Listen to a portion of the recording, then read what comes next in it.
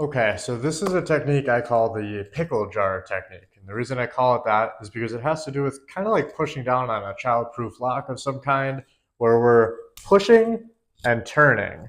But we're going to be doing that with our feet, and we're not going to physically turn our feet away, but we're going to create the motion like that we're trying to do so.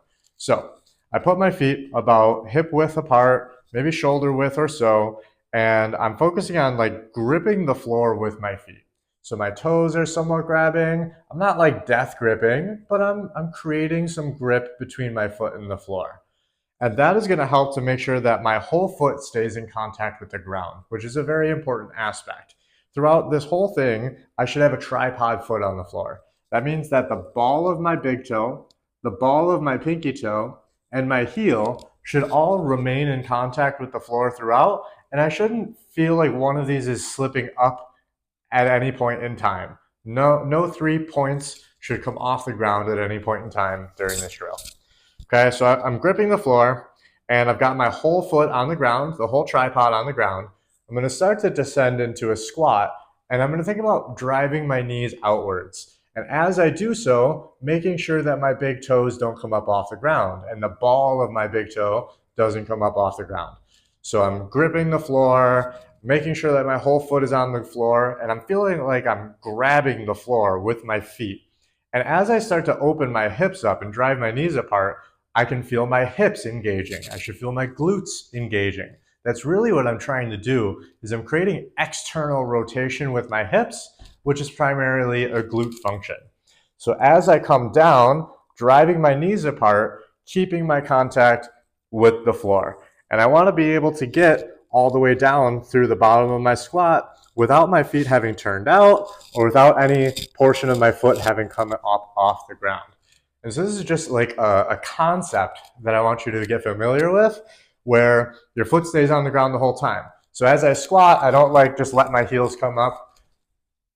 As I squat, I don't let my feet turn out.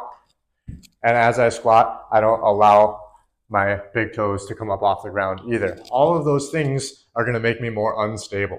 My body is the most stable when the entire foot has contact with the floor.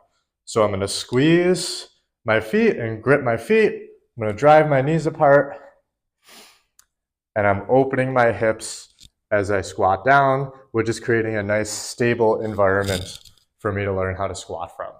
So again, I call this the pickle jar technique, and I call it that because we're doing a push and a turn as I drive my knees out. It's almost like I'm twisting my feet against the floor without physically letting them go anywhere.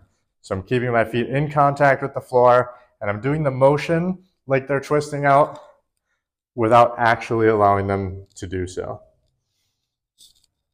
Now, I do have an extra piece of this that can be related to the upper body and the shoulders, where you can apply the same concept to something like a push-up, where if I put my hands on the floor and I imagine that I'm going to turn a pickle jar or a child-proof lock, when I go to do my push-up, I should feel like my hands are gripping the floor slightly, like my feet were, and that as I start to descend, I'm going to start to, without physically turning my hands out, I'm going to start creating the motion like I'm going to. And you can see what that does to my elbows, is it starts to create rotation in my shoulders, which changes where my elbows lay.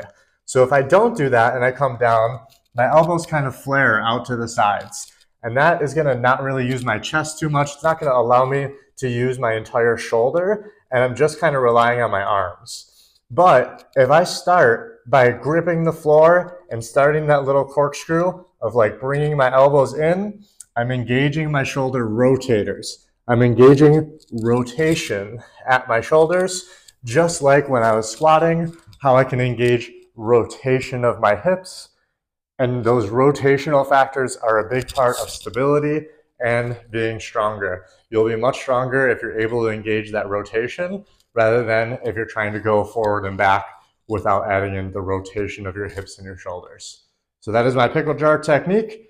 Make use of it during your next squat or your next push-up.